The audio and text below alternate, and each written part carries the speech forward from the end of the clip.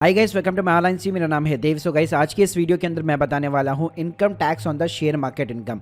तो share market की जो भी इनकम होती है उसके ऊपर टैक्स वगैरह कैसे लगता है, इसके अंदर वीडियो के अंदर हम लोग बात करेंगे कि इक्विटी जो डिलीवरीज होती है उसके ऊपर टैक्स वगैरह कैसे लगता है, जो आपको डिविडेंड मिलता है उसके ऊपर कैसे लगता है, इवन अगर आप इंट्रा डे वगैरह करते हैं या एफ करते हैं तो गाइस उसके ऊपर आपको टैक्स कैसे भरना पड़ता है। साथ में मैं आपको कुछ टिप्स एंड गाइड्स भी दूंगा जिसके थ्रू आप टैक्स वगैरह बचा सकते हो। और जीरोधा हो गया, अप स्टॉक्स हो गया, ग्रो हो गया, एंजल हो गया, इन सभी के अंदर अगर आपका यहाँ पे डीमेट अकाउंट वगैरह है किसी में से भी तो आप यहाँ पे रिपोर्ट वगैरह भी कैसे डाउनलोड कर सकते हो, ये सारी चीजें जानने को मिलेगी इस वीडियो के अंदर। इस वीडियो को शुरू करने से बताना चाहूंगा, मैंने ऑलरेडी यहाँ पे ITR 2 ITR 3 के ऊपर जो है basically step by step video बनाए हुए हैं। साथ में अगर आप किसी भी एक्सपर्ट के थ्रू अपनी ITR फाइलिंग करवाना चाहते हैं, लिंक मैं डिस्क्रिप्शन बॉक्स में दे दूंगा, जहां पे आप बहुत ही कम कॉस्ट के अंदर अपनी स्टॉक मार्केट की ITR फिलअप करवा सकते हैं। इस पहले बात करते हैं हम लोग सिंपली इक्विटी डिलीवरी के ऊपर। तो देखिए, इक्विटी डिलीवरी का मतलब ये हो गया कि किसी भी स्टॉक को आप बाई करके होल्ड कर रहे हैं, फिर चाहे आपका पर्पस लॉन्ग टर्म का हो या फिर शॉर्ट टर्म का हो। तो देखिए, यहाँ पे कैपिटल गेन लगता है बेसिकली आपको जब प्रॉफिट होता है, चाहे फिर आपको लॉस होता है।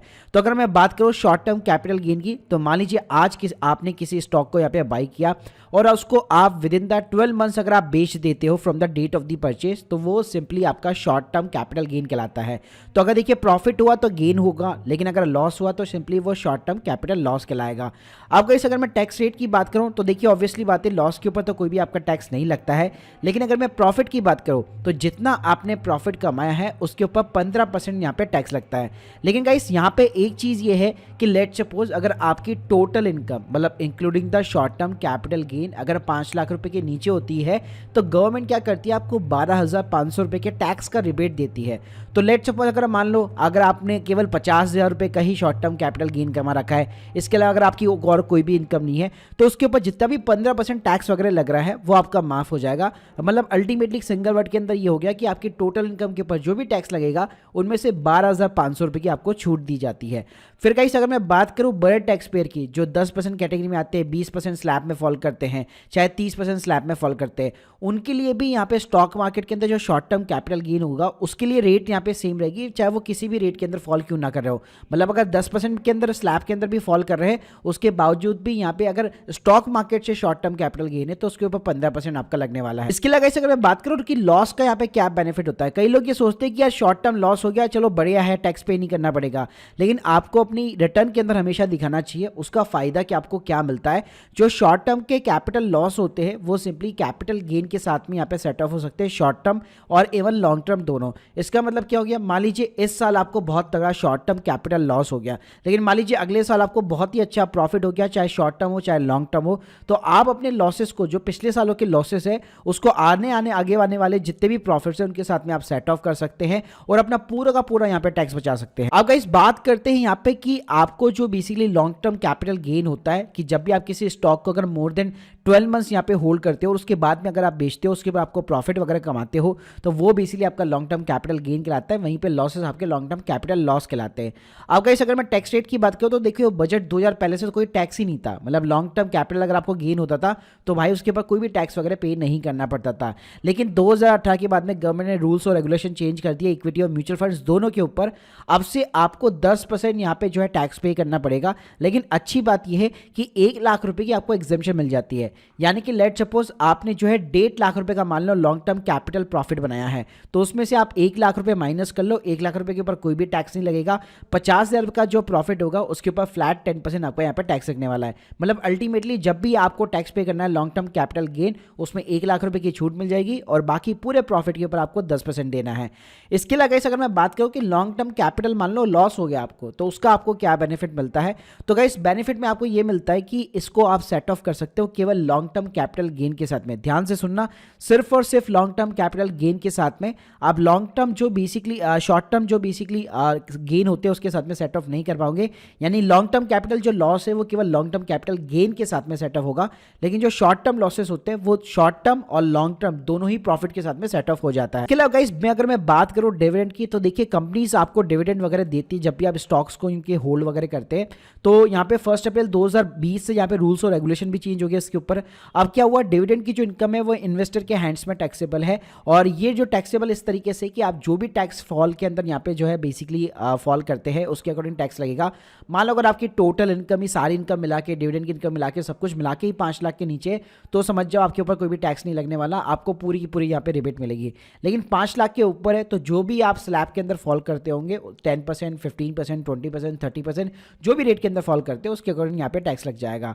इसके अलावा गाइस अगर मैं बात करूँ यहाँ पे डिविडेंड इनकम अगर आपकी मोर देन 5,000 रुपीज़ हो फ्रॉम ए सिंगल कंपनी, तो कंपनी पहले क्या करती है, डिविडेंड देने से पहले ही 10% टीडीएस काट लेगी और आपके पैन कार्ड के अगेंस्ट में जमा करा देगी गवर्नमेंट को, लेकिन उसको आप अपनी आईटीआई के अंदर क्लेम कर सकते हो। वहीं पे इसी बारे में अगर मैं एनआरआई की बात करूँ तो उनके लिए 10% नहीं 20% का रेट चलता है। अब इस बात करते हैं यहाँ पे हम लोग इंट्राडे की। इंट्राडे का मतलब है आज आपने स्टॉक को खरीदा और आज शाम को ही आपने बेच दिया और उसके ऊपर मान लो कोई भी प्रॉफिट वगैरह बुक कर लिया या फिर लॉसेस वगैरह बुक कर लिया।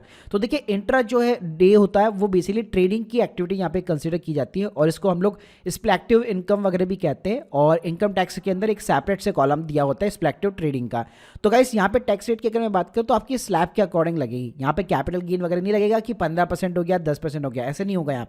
यहाँ पे जिस स्लैब के अंदर भी आप फॉल करते हो, मान लो आपकी टोटल इनकम ही इंट्राडे वगैरह सब कुछ मिला के 5 लाख के नीचे है तो भाई कोई भी टैक्स वगैरह नहीं लगेगा। लेकिन 5 लाख के ऊपर है अगर आपकी सारी इनकम वगैरह मिला के, तो डेफिनेटली आप आपका टैक्स लगने वाला है। और लेट्स सपोज गाइस अगर आपको लॉसेस होते हैं ना, इंट्राडे के लॉसेस होते हैं, तो वो केवल आप इंट्राडे के प्रॉफिट के साथ ही सेट ऑफ कर सकते हो, यानी कि इनको आप कैरी फॉरवर्ड कर सकते हो और फ्यूचर में जो भी आपके इंट्राडे के प्रॉफिट होंगे उसके साथ में आप सेट ऑफ कर सकते हो। बाकी गाइस अच्छी बात यहाँ पे ये कि आप यहाँ पे क्लेम भी डाल सकते हो अपने, जैसे ब्रोकर के चार्जेस हो गए, एक्सपेंसेस हो गए, ट्रेडिंग की सेटअप कॉस्ट हो गई, या जो भी कोई इंटरनेट चार्जेस, अदर एक्सपेंसेस जो भी होते हैं एकदम प्रॉपर बिजनेस रिलेटेड चार्जेस, उस टाइप के सारे चार्जेस आप अपनी ट्रेडिंग एक्टिविटी के अंदर कंसीडर कर सकते हो। इसके अलावा इसमें बात करूं F&O यानी फ्यूचर एंड ऑप्शन के बारे में, तो देखिए जो भी आप कॉन्ट्रैक्ट के अंदर डालते हो कि स्पेसिफिक डेट के ऊपर मेरे को एक प्री डिटरमाइंड डेट के ऊपर खरीदना है जो कि फ्यूचर हो गया, और ऑप्शन के अंदर आप एक्सपायरी डेट के ऊपर बाय या फिर सेल करते हो, तो देखिए F&O जो होता है वो भी बिजनेस इनकम की तरह या बिजनेस लॉसेस की तरह ट्रीट किया जाता है और ये बेसिकली आपकी नॉन स्पेक्टिव इनकम कहलाती है। अब यहाँ पे भी आपका टैक्स लगेगा और कोई परसेंटेज फिक्स नहीं है, आप जिस भी स्लैब के अंदर फॉल करते हो उसके अकॉर्डिंग यहाँ पे लगने वाला है। यानी अल्टीमेटली बात करूँ टोटल सब कुछ मिला के 5 लाख के नीचे तो टैक्स यहाँ पे आपको छूट मिल जाती है 12,500 तक आराम से, कोई दिक्कत नहीं है। लेकिन अगर उसके ऊपर है तो आपको टैक्स वगैरह पे करना पड़ेगा जिस भी स्लैब के अंदर आप फॉल करते हो।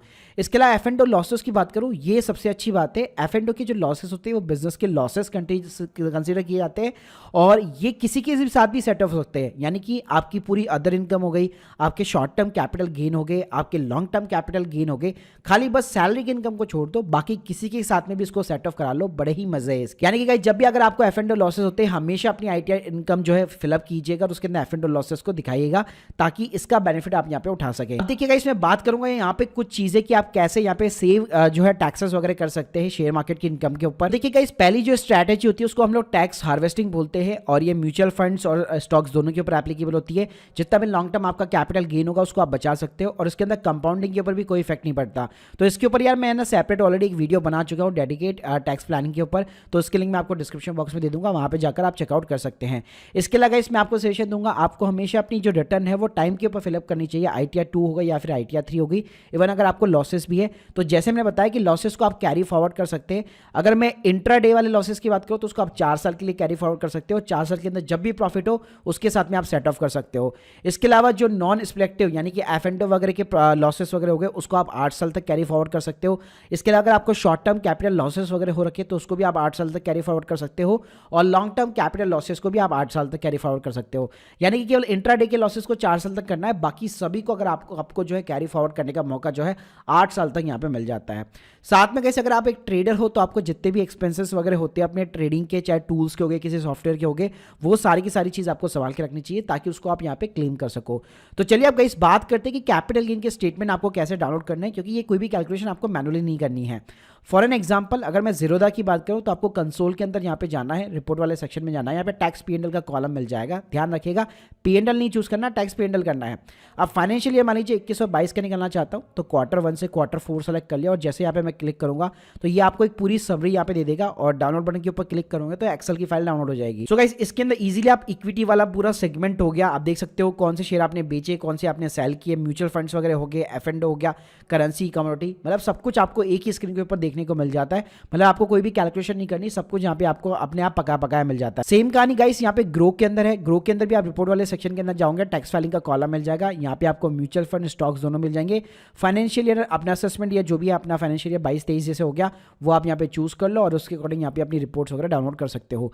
आप स्टॉक की बात करो तो सेम कहानी है। यहाँ पे आपको अकाउंट्स वाले सेक्शन के अंदर जाना है, तो यहाँ पे भी आप देखो रियलाइज, एनालाइज और टैक्स वाला कॉलम मिल जाता है और यहाँ पे भी आप फाइनेंशियल ईयर सेलेक्ट करके डाउनलोड कर सकते हो। तो गाइस यहाँ पे भी आपको रिपोर्ट वाला यहाँ पे सेक्शन वगैरह मिल जाता है, तो यहाँ पे भी आप अपनी डेट या फाइनेंशियल ईयर वगैरह चूज करके इजीली जितने भी सेगमेंट है उसको आप जो है टैक्स P&L अपनी जो है रिपोर्ट यहाँ पे डाउनलोड कर सकते हो। गाइस ये मैंने आपको कुछ तरीके बता दिए और सारे जो जितने भी सेगमेंट होते हैं स्टॉक मार्केट के उसके ऊपर टैक्स वगैरह कैसे लगता है वो मैंने आपको बता दिया।